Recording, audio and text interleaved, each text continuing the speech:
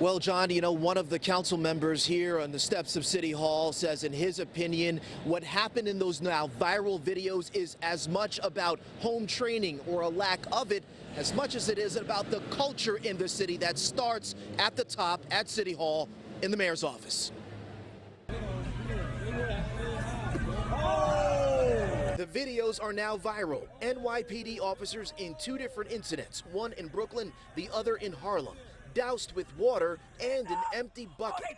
The officers did not appear to ask to be cooled down in the near 100-degree heat, and in both cases, the cops exercised restraint by ignoring the taunts and walking away.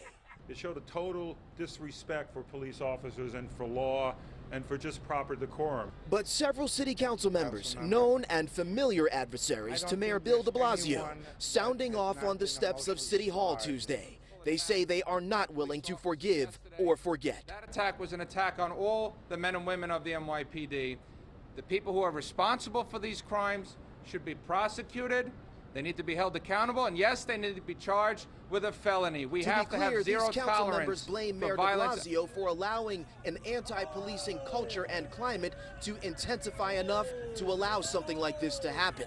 When asked what they would say to anyone accusing them of politicizing the acts of several New Yorkers, Queens Councilman Paul VALLONE had this to say. I just think there's a time for voices to be heard with reason, to say that was not acceptable. And if it was done to anyone, we'd be here today. Justice is justice for all, and that's what we're saying.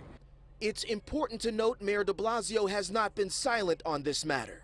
Throwing things at an NYPD officer is not only not acceptable, it can lead to charges.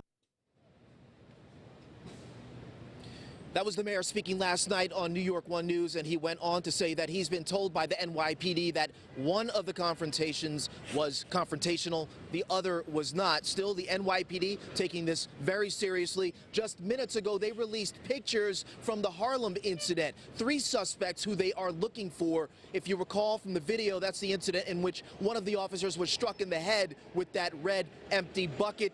Police treating this as a criminal investigation. You can take a look at those photos on pix11.com and, of course, contact the NYPD if you have any more information in this case. We're live in City Hall this evening. DOW, Pix11 News.